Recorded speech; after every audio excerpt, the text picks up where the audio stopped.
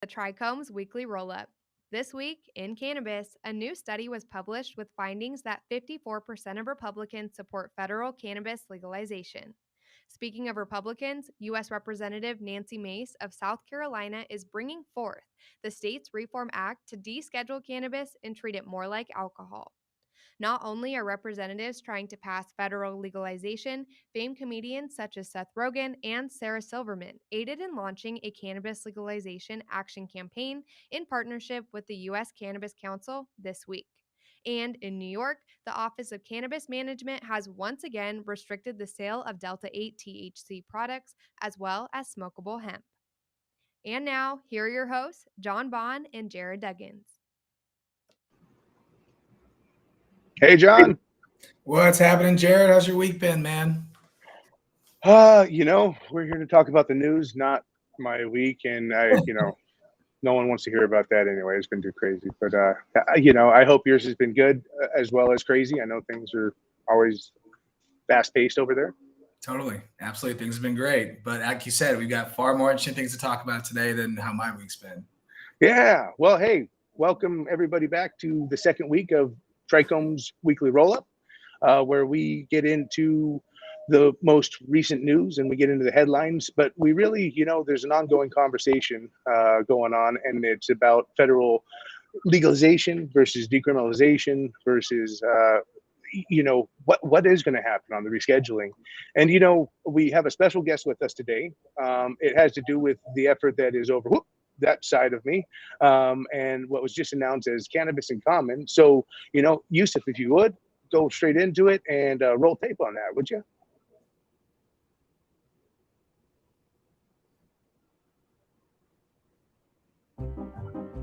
Americans can't agree on anything, can we? Is it GIF or JIF? Are hot dogs a sandwich? Is wrestling a sport? Fortunately, there's at least one thing most Americans have in common. More than 2/3 of us agree cannabis should be legalized, and we have a real shot at getting federal legalization done now if we speak up. If we don't make a change soon, we're settling for laws that disproportionately land people of color in prison. We're leaving hundreds of thousands of jobs on the table and giving up tax revenue that can go toward education and other community investments.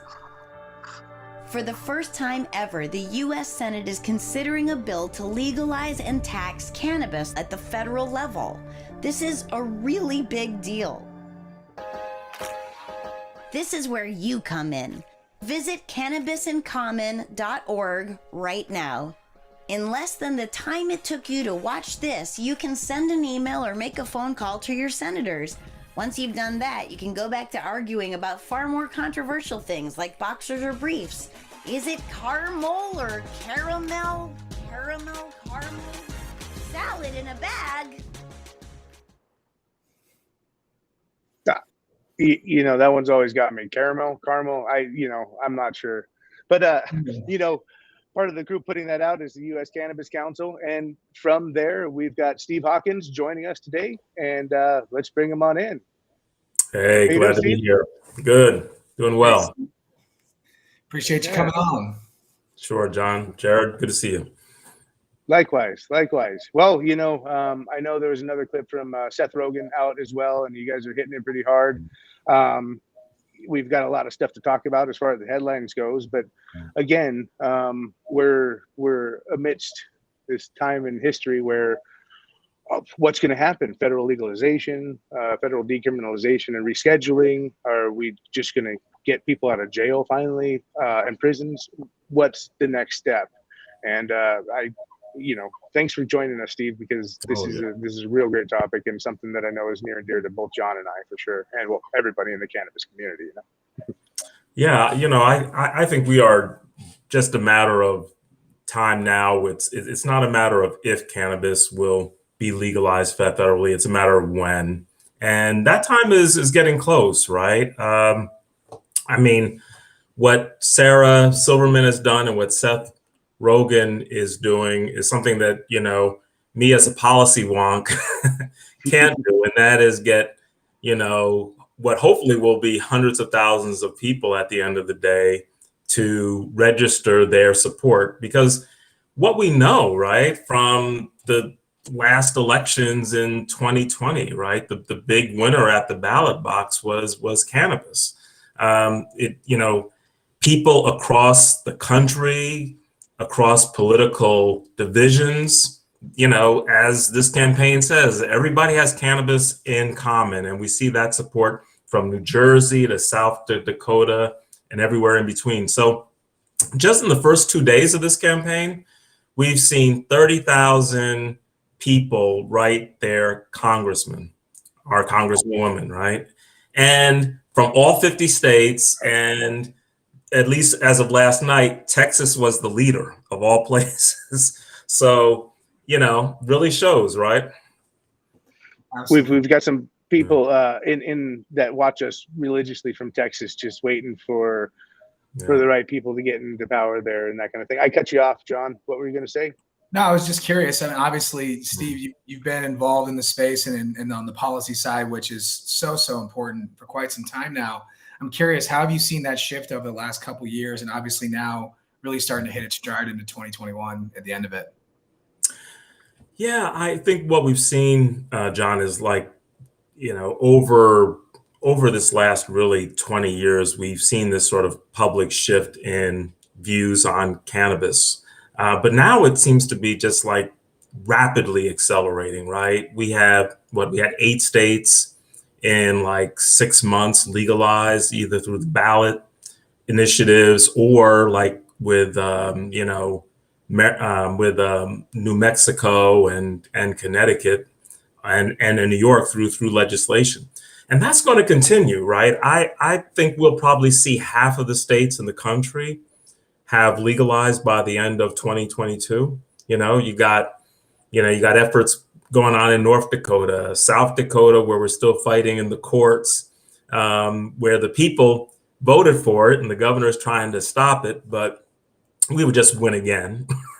Right. And, you got support in Missouri, you got support in Oklahoma. So, ultimately at the end of the day, I think politicians and maybe, that's part of what this Cannabis in Common campaign is about.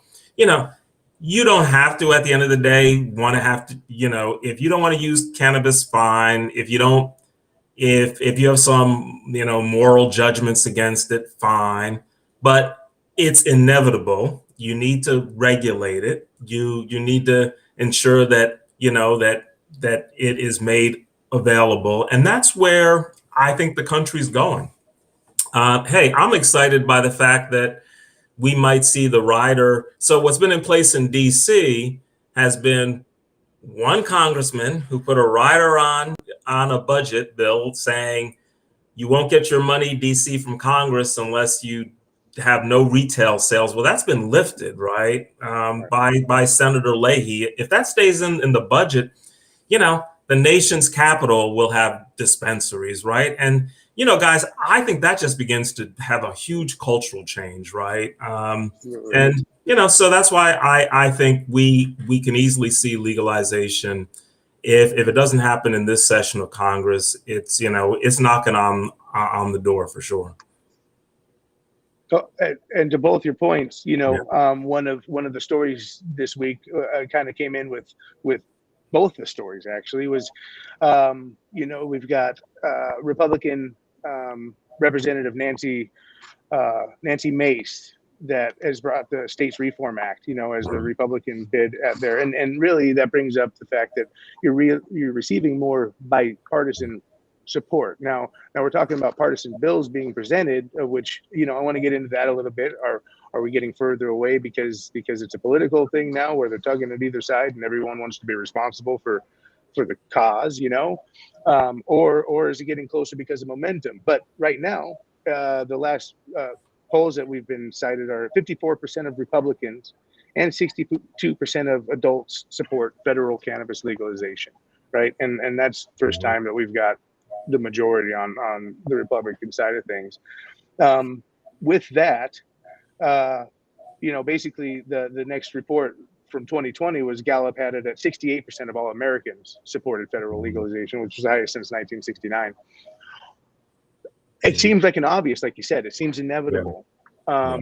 So how much of this, right, for the people listening, how much of this has to be gone through, right? The tests, the figuring out how to protect people from DUI, if you have to protect people from DUI, how much of this goes into the legalization process? Because we've been part of the advocacy, shoot, MPP, you're an OG in this status. And, I've done some of this stuff since the Coalition of Medical Collectors and that kind of thing. And these issues don't move fast in general. But when I've never dealt with the bipartisan issue before, could you weigh in on that? Where you think, like, is there momentum happening, or are we getting into the political nature of the 2022 elections coming up and posturing and that kind of stuff? Oh yeah, there's definite momentum. I mean, look at Nancy Mace, who's going to be introducing her bill on Monday. She's a Southern Republican conservative woman, right? First woman, I think, elected Congress from South Carolina who's a Republican. She's in a state that doesn't even have medical cannabis, and yet she's out front on the first comprehensive bill to come from the Republican side. So, Jarod, that's telling me that the ground is shifting. I mean, she's not doing that for, because she's, she's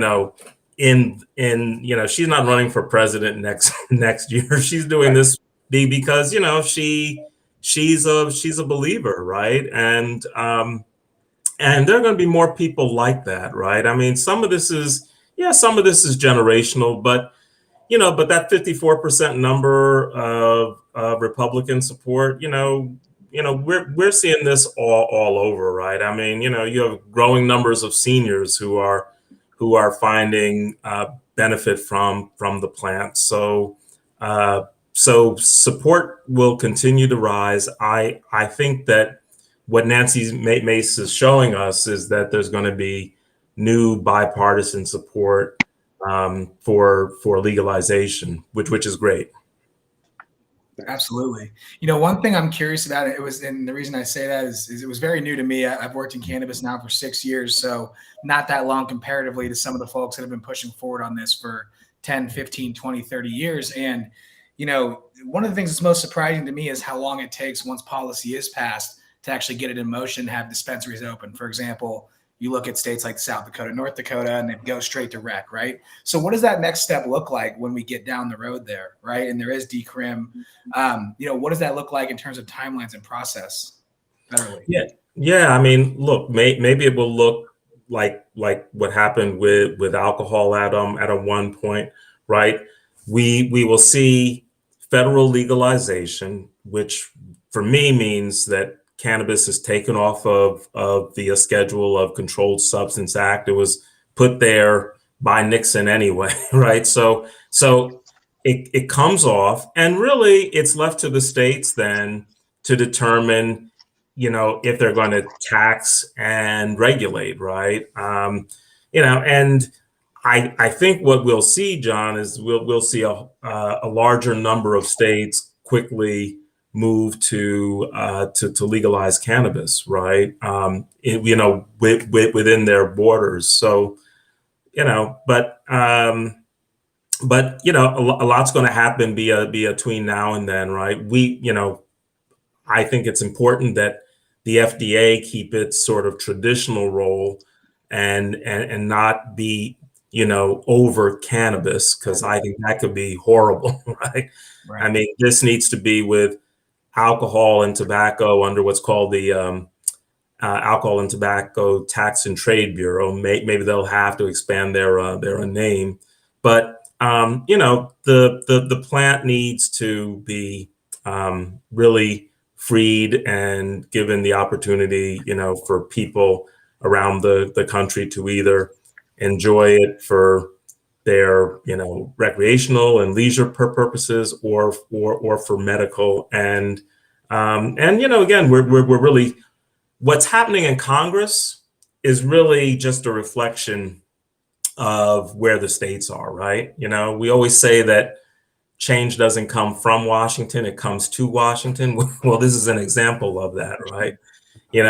I mean, Mike Rounds and some of those folks like, out of Montana or some of the conservative senators out of South Dakota, I mean, they're going against their own people right now in opposition, and that won't hold forever. So, right. Right. Yeah, it's always been very interesting to me. You know, Yeah. it's like that's really the idea Yeah. of government support, right? Is like being Right. the voice of the people.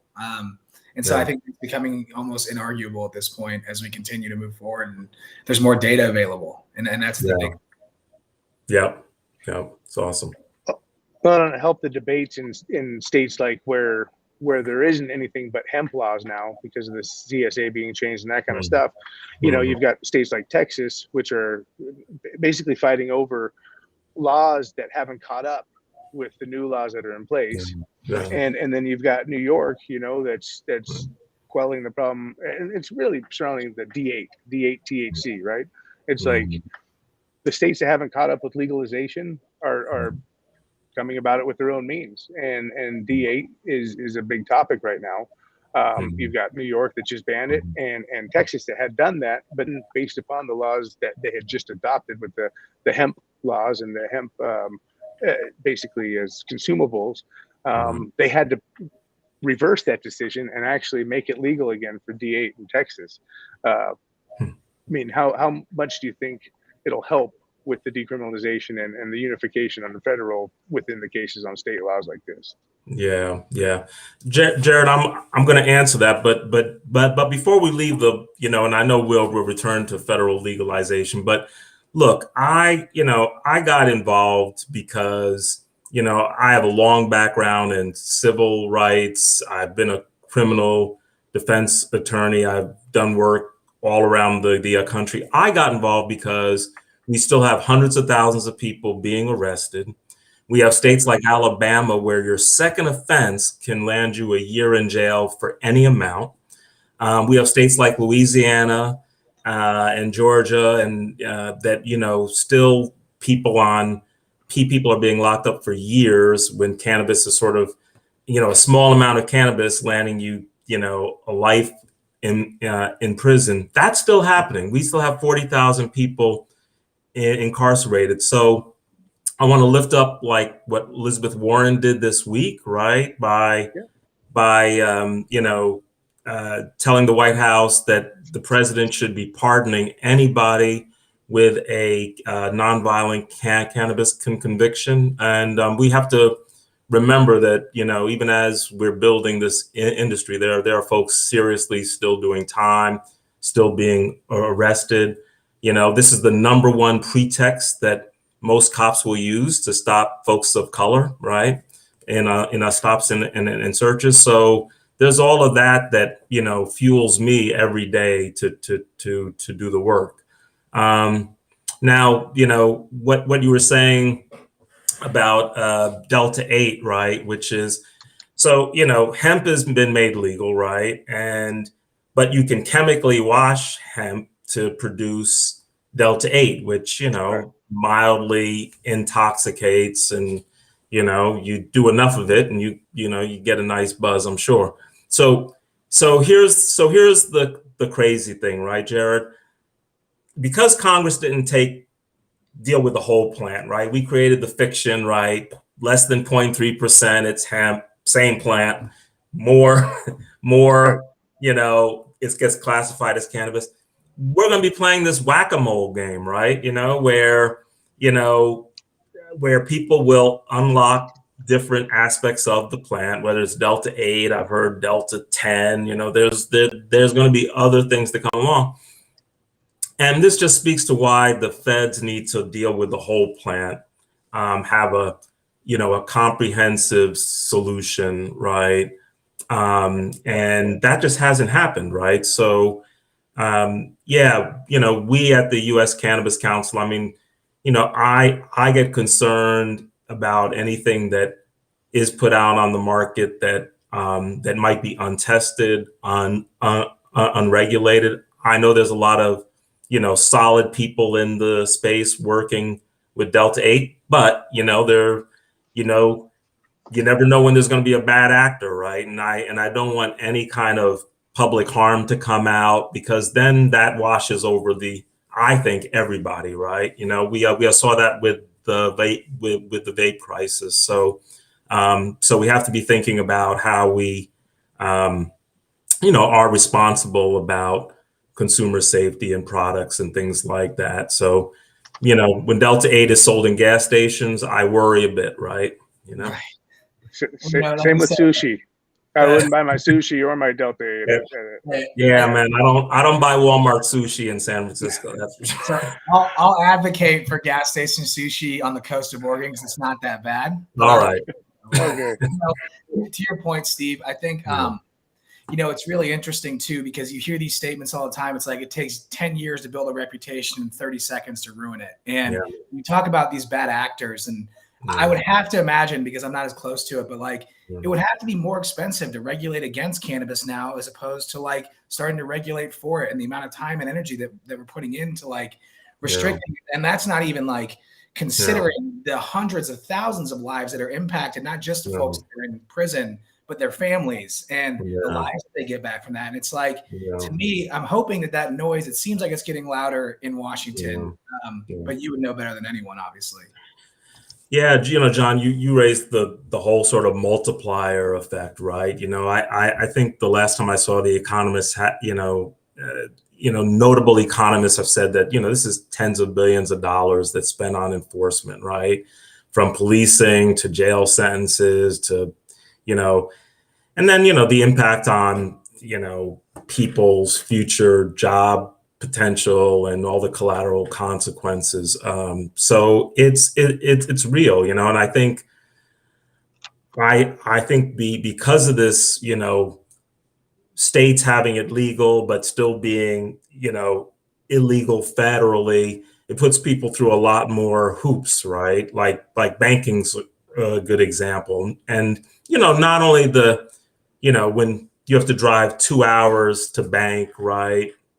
A friend of mine who has a dispensary here in DC banks all the way in New Jersey, which is just insane, right? And then of course all the threats that folks have because they have a cash business is real, right? So all of that, I think we're on our way to seeing banking happen in this Congress.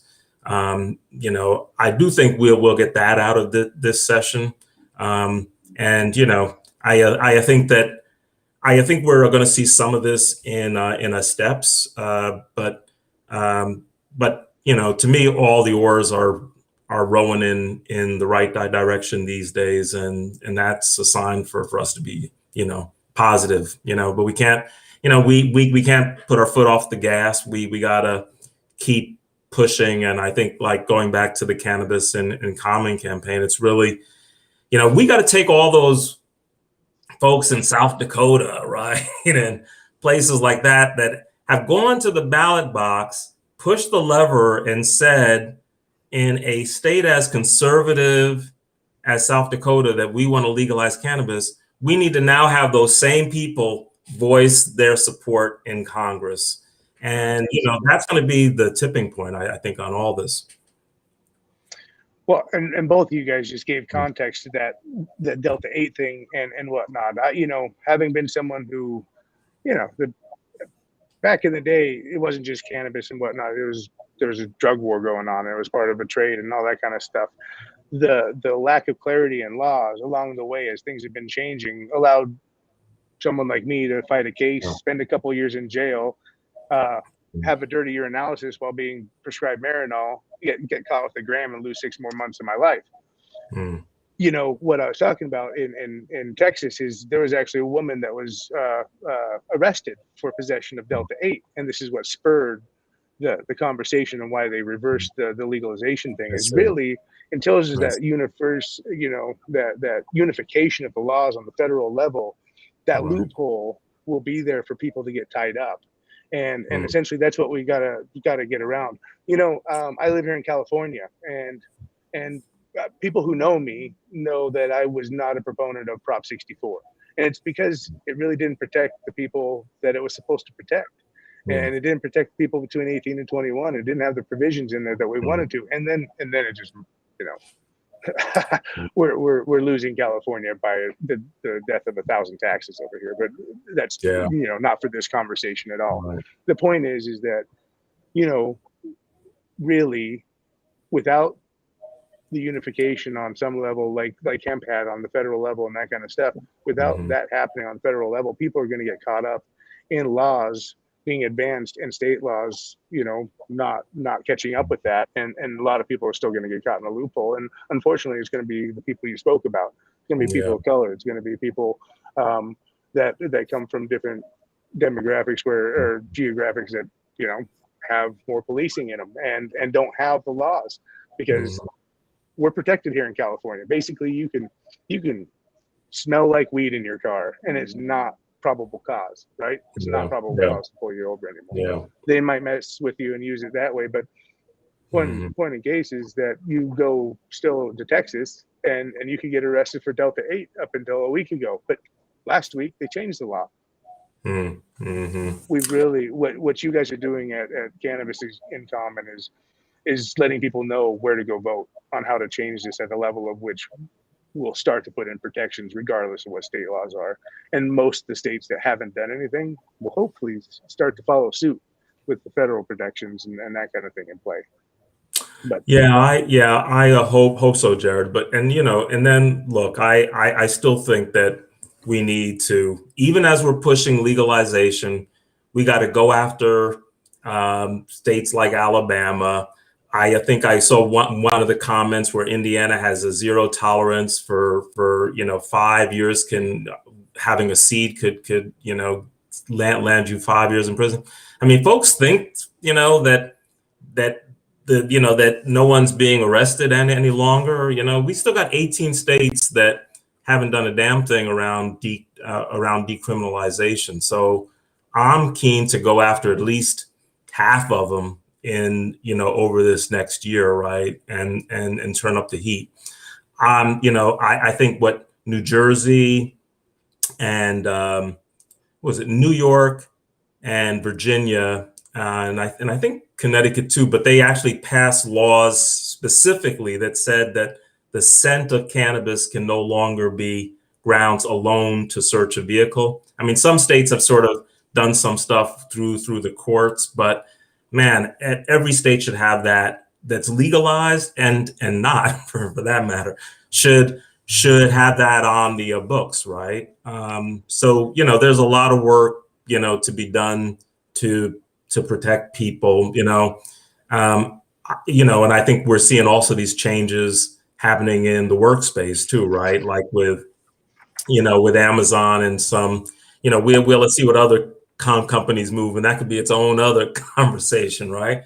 But people should not, be faced with losing their jobs for what they did over the weekend, right? And so I think we're going to see more large employers lean into that space, right? Especially with the worker shortage now, right? So anyway. We're hiring people that use cannabis. Yeah, I was going to say, a public service announcement. Dutchie absolutely hires folks that use cannabis. And so do I. And maybe the next White House will too. We got. I really hope that societally, because I don't want to tell friends stories for them, but one particular, Dante Westmoreland, who's become a good buddy of mine, and he's Last Prisoner Project. Was a big part of Dante. First of all, got himself released from jail, becoming a paralegal, essentially, in the first couple years he was there. But he was on a JUCO football visit in Kansas. I grew up in Kansas, right? And I know it is one of the most weed unfriendly states on the planet. He lost the opportunity to go get an education and play college football, and he'll never get back now. And we'll never be able to give folks back the things they've lost. Yeah. But I think if we can find a way to right some of those wrongs, that's the biggest first step. Like for me personally, I know that cannabis will become a much bigger business than what all of us probably ever expected at any point in time in our lives, right? But in terms of the folks that are here today, the biggest impact we can have is improving people's lives and quality of life and making sure some of these things, when companies are making billions of dollars on this plant, right, is spun around to where then obviously everything else starts after that. At least for me personally, I know a lot of people feel the same, but That's what's really important, especially given the last couple of years when you really have to like look at what is important to us as human beings, right? And how we push forward on that and some of those injustices. Yeah, I couldn't agree more. Absolutely. Yeah. Well, and we were talking about this just about before, and what Cannabis in Common means to the effort right at the moment, and you know what the effort itself is trying to do, and unification of that. You know, there's a lot of people from the industry, from the the legacy market, if you will, that look at celebrities and big corps coming in, and they're scared of it. They're scared of being left behind. They're scared of being left out. What is that? You know, we talked about how Cannabis in Common is different, and we have a different aim through that. You want to talk about that a little bit more, and why people should go to cannabisincommon.org and check things out and start to learn who to write and why to write to them?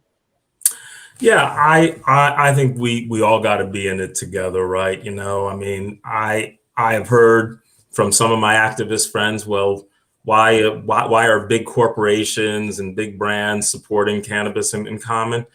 You know, look, the same folks want big companies to get on the right side of environmental change, right? You know, we, you know, we know that there's a recognition that while money is being made in the cannabis space, that we got a need for expungement. We have to make sure that as cannabis is legalized, there's ways to protect smaller businesses in the space.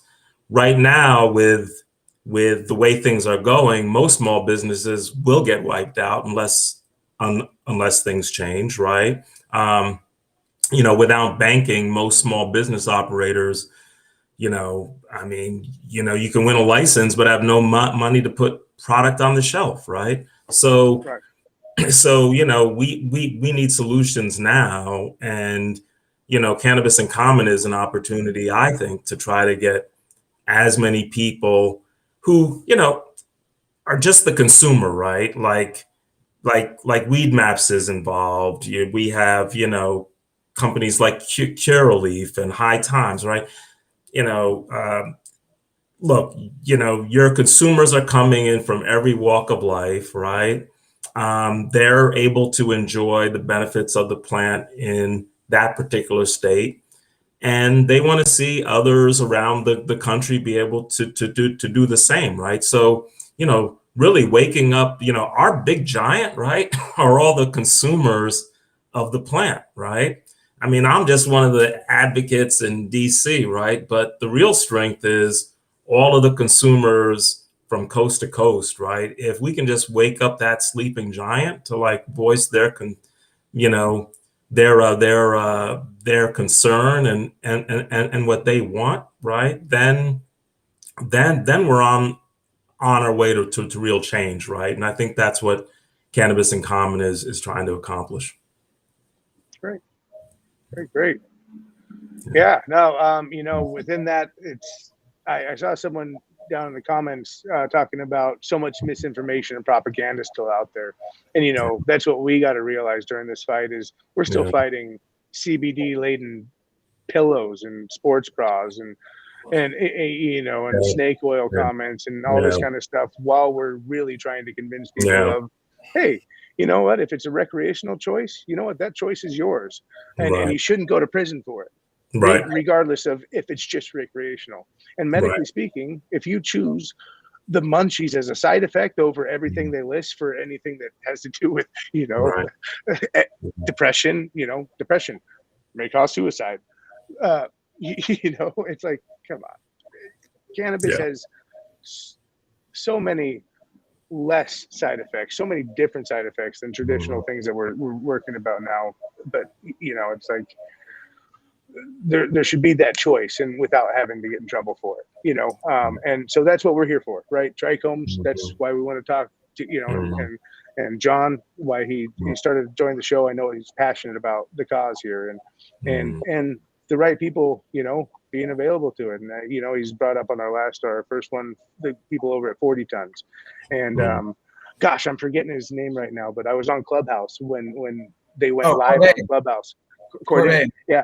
And during his release and the whole people, that was the biggest Clubhouse like group I was part of there was like 500 people, and everyone was so stoked on it. And that's what we need, is the momentum behind the wrongs being made right. And along the way, we have to have a spot where it's not just sensationalism, not just headline journalism. It's about the facts and how we can get the movement forward. Because hey, you know what? People are going to market their products. There's going to be celebrities out there helping the cause along.